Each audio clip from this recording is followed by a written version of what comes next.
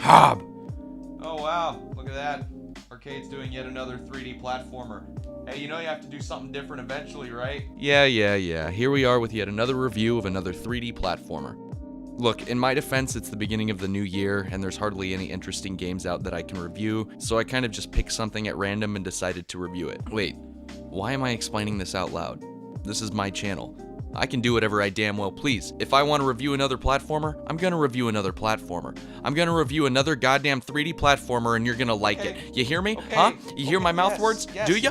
Answer me. Answer! Hob, a game that practically made no sense to me and filled every fiber of my figure with frustration the longer I endured it. It sees you playing as a miniature version of Jack the Ripper from Fable, as you explore a constantly shifting land full of poorly executed jumps and pimp-slapping plants. That's really all I can explain to you. I don't know what else is going on here from a story standpoint. That's not a joke. I really have almost no idea what the hell is going on. All I know is that Bastion from Overwatch one day finds you chilling in a tomb and frees you, only for you to have your arm forcibly removed and replaced with a mechanical one mere minutes later. Isn't that fun? Yay, happy times. The rest of this game sees you trying to rid this world you are in of this disgusting sentient purple goo algae shit that just loves to block your way and stab you into oblivion if you get too close. It's kind of like that spider from Limbo, the one that would guillotine you and send your limbs flying every which way. I'm sure I missed some story details, but I honestly did not understand a lot of what was going on here. But when do I ever know what's going on? Let's be real here. Please don't answer that question. Hob is heavily reliant on visual storytelling. Nothing is simply spelt out for you here. Sometimes that sort of thing can work for me, but in this case, it honestly fell a bit short. Hey, this game is presented well though. That makes up for the story's shortcomings in my eyes. Maybe not completely, but by a good bit at least. I'm one of those artsy-fartsy kinds of people. I like to write music and draw stuff. So when it comes to games, I generally look at the presentation first and foremost. Even if a game's story is trash, 9 times out of 10, I'll still enjoy my time with it, so long as the soundtrack is bumpin' and the art style is appealing. Hob is one such example. Visually,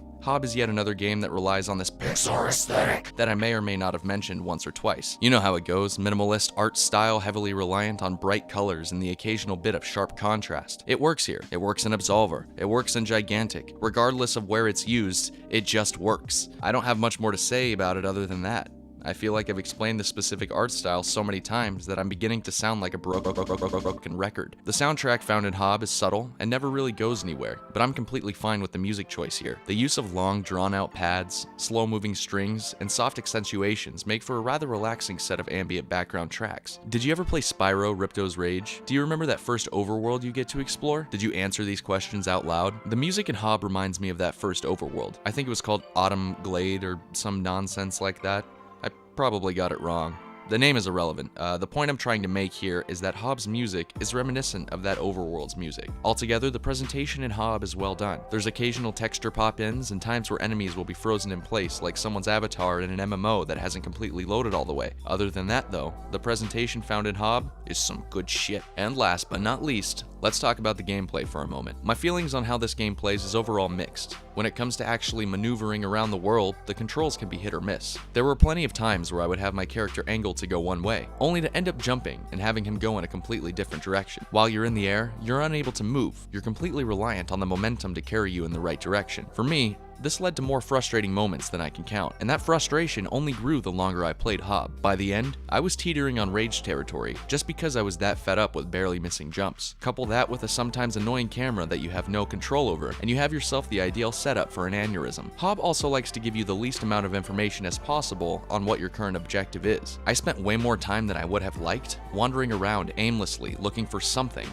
anything to interact with in hopes that it would further my progress. I'll be honest with you here, I had to look up a good bit of what to do near the end of the game. I was completely lost, and after wandering around for an hour with no idea what to do next, I got bored and just looked up where to go. And based on what I saw, I'm not the only one who had this problem. I'm all for the player having the least amount of information as possible on their next objective to encourage exploration, but you have to at least give them something to work with. At the very least, there's a nice little bit of customization and character growth to toy around with. You can find collectibles that upgrade your health, stamina, or weapon strength. You also occasionally earn currency from killing enemies or finding hidden treasure chests that can then be used to purchase new moves for you to use. It added a nice bit of depth that didn't feel unnecessary or forced. Combat left a bit to be desired, as there isn't really all that much you can do with it. You get a punch, a sword swing, a dodge, a shield if you so choose to purchase it, and later on, a grappling hook. That's a decent repertoire to do things with, in theory, but in execution, there aren't too many options. Sure, you can also occasionally use the environment to your benefit, but those moments quickly become stale after the 10th or 20th time. There are a grip of tried and true mechanics and ideas at work here. While the recipe for this pot roast of a platformer sounds appealing, I unfortunately don't think that it was given enough time to bake. If some things like the controls and camera were fine-tuned just a little bit more, I feel like I wouldn't have been nearly as frustrated while playing Hob.